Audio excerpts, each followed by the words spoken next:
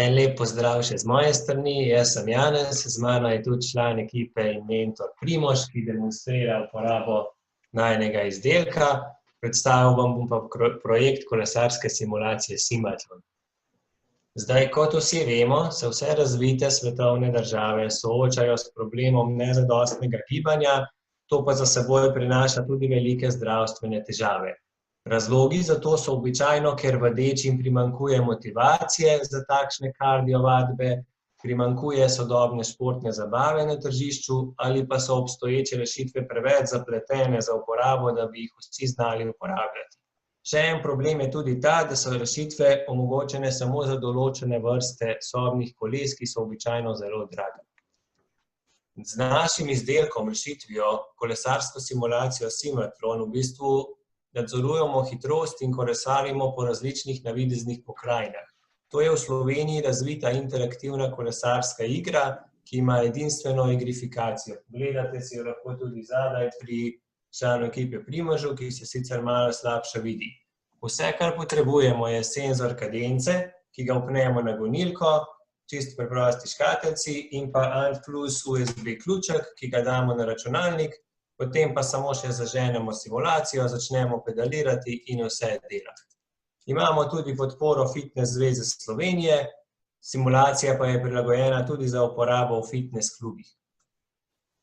Zdaj, naša simulacija se pred konkurenco loči v tem, da je univerzalna in kompatibilna z vsemi vrstami koles, sobnimi in cestnimi vpetimi v trenažerje, zelo enostavna za uporabo in pa prilagojena za vse generacije in skupine uporabnikov. To so domača uporaba, uporaba v fitnes okolju, kot animacija na dogodkih, public gathering animacija in pa znotraj nje imamo tudi oglasni prostor navidezni, tako da lahko speljemo tudi inovativni marketinški projekt.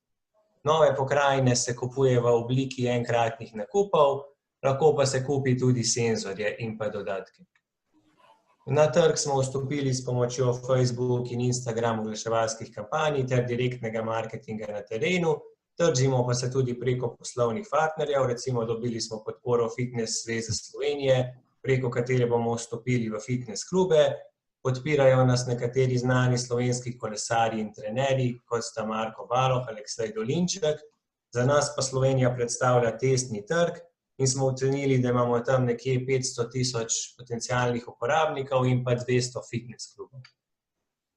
Naši stroški predstavljajo predvsem nakup opreme, to so razni materiali, senzorji in pa stojala, nekaj stroškov bi šlo v marketing, za oglaševalske kampanje, družbena omrežja, reklamni material, za razvoj novih pokrajin in programske opreme ter tudi delo naše ekipe in pa stroški prevoza na terenu.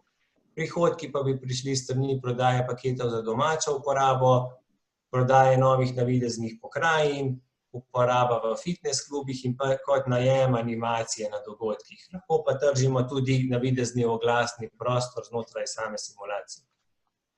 Do sedaj smo že uspešno prodali nekaj paketov za domačo uporabo, uspešno smo izvedli testno kolesarsko fitnes ligo v fitnes okolju, kjer je sodeloval tudi Fitnes Magma X iz Nove Gorice, so zelo zadovoljni. Sodelovali smo na maratonu Franja, dosegli 2. mesto na Kickstarter Startup Weekendu v Kamniku, bili smo večkratni udeleženci vašega tekmovanja Popri in pa podpirajo nas tudi nekateri znani kolesarski trenerji, kar smo izkoristili tudi v času korona krize, ko sta v bistvu Aleksej Dolinšek in Marko Baloh uporabljali našo simulacijo in jo predstavila javnosti. V prihodnosti si želimo še ukrepiti pakete za domačo uporabo, se še bolj širiti na področje fitnesov, udeležiti se želimo nekaterih znanih sejmov, izdelati nove slovenske navidezne pokrajine in pa nadaljnjo razviti igrifikacijo v simulaciji, se mrežiti ter prenesti podoben koncept tudi na druge kardio naprave, kot so tekaške steze in veslaške naprave. V ekipi sem jaz, Janez, ki skrbim za marketing, Primož, ki skrbi za razvoj programske in strojne opreme in pa Tilen, ki ga danes ni z nami, je pa freelancer, glavni programer. Naša znanja se zelo prepletajo med sabo in so pomembna za razvoj celotne simulacije, smo v prijateljskih odnosih in zelo dobro sodelujemo. zunanjimi člani ekipe pa sodelujemo predvsem tam, kjer nimamo dovolj znanja in izkušenj. To sta predvsem marketing in pa pisanje programske kode tudi. Za zaključek bi vas želel povabiti še na našo spletno stran simatlon.com, kjer si lahko brezplačno prenesete in preizkusite našo kolesarsko simulacijo. Obenem pa bomo zelo veseli tudi kakšnega sestanka v živo, da vam še bolj podrobno predstavimo celoten projekt in se morda dogovorimo tudi za kakšno morebitno sodelovanje. Pa si pogledamo zaključek še koliko kilometrov je naredil. Žal, čas je potekel. Hvala za vašo pozornost, pa bi želel odpreti debato pa vprašanja. Komisija, čas za vprašanje. Hvala. Lahko štartam jaz? Lahko. Dobro.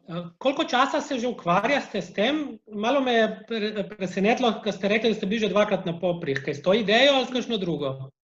S to idejo, ampak v malo drugačni obliki. Se pa ukvarjamo bolj resno tam nekje 2 leti. In čisto eno tehnično vprašanje. A ta stvar ima tudi kakšen feedback? Oziroma, kakšen koliko vi samo štejete obrate ali tudi, ne vem, če gre v hrib, zadeva gre bolj težko? Ja, zaenkrat simulacija deluje samo na podlagi kadence, se pravi obratov. Nismo šli mi v to smer razvoja, da bi recimo bilo težje kolesariti v hrib in lažje po klancu navzdol. Tako da se upošteva samo kadenca obrata in se na podlagi neke formule potem preračuna hitrost.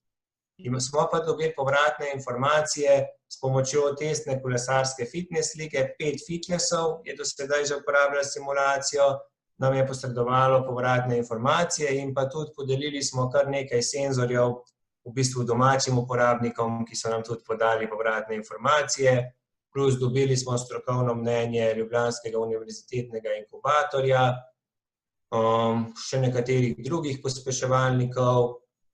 Se to funkcijo lahko implementiramo. Tako, to funkcijo... Že dobro, daj še drugi vprašajo, če ne bo zmanjkalo časa. Dajte malo opisati vašo konkurenco na tem področju. Ja, glavna konkurenca, tudi precej poznana, je predvsem Zwift, mogoče, če poznate. Zwift je v bistvu podobna kolesarska simulacija, vendar ima svojo igrifikacijo in pa tudi precej bolj zapletena za uporabo. Usmerjena je v profesionalizem, potrebujemo pa tudi točno določeno vrsto sobnih koles in pa power meter, da v bistvu ta simulacija sploh deluje pri njih. Pri nas pa deluje na katerem koli sobnem kolesu, ker v bistvu samo upnemo senzor na gonilko in je to. Aha, to je edina razlika, ne? Ja, pa edinstveno igrifikacijo imamo, pa lažje za uporabo. Ker Zwift je bolj v profesionalizem usmerjen, mi pa ciljamo v bistvu na široko množico rekreativcev. Mogoče tudi tiste uporabnike, kakšne upokojence, ki so jim recimo zdravniki samo predpisali lahkotno gibanje, recimo do pol ure na dan, da se malo gibajo in ohranjajo svoje zdravje. Nismo toliko usmerjeni v tekmovalnost. Okay. Kak je plan za naprej? Ja, za naprej želimo, tako kot smo rekli, še ukrepiti. Želite kaj nadgraditi? Ja, sigurno igrifikacijo, nove navidezne pokrajine bi izdelovali, potem lotili bi se še online načina, da bi lahko tekmovali z ostalimi preko spleta, ker imamo zdaj samo offline, in pa preko fitness zveze trenutno se dogovarjamo o skupnem projektu, da bi v bistvu to vrstno zabavo uvedli tudi v fitness klube, ki so zaenkrat zelo podhranjeni s tem. V času korona krize je mogoče zdaj za nas to tudi priložnost, da uvedemo neke nove trende v fitness klube, v te simulacije. Pa zdaj ciljate sem na trg Slovenije, kaj pa pol za naprej, tudi kaj tuji trg je pa to? Ja, normalno. Slovenija je za nas samo testni trg. Tako kot sem tudi rekel, potem pa želimo v bistvu vse razvite evropske in svetovne države. Super, pa lahko pridete na našo P2, zagonsko spodbudo.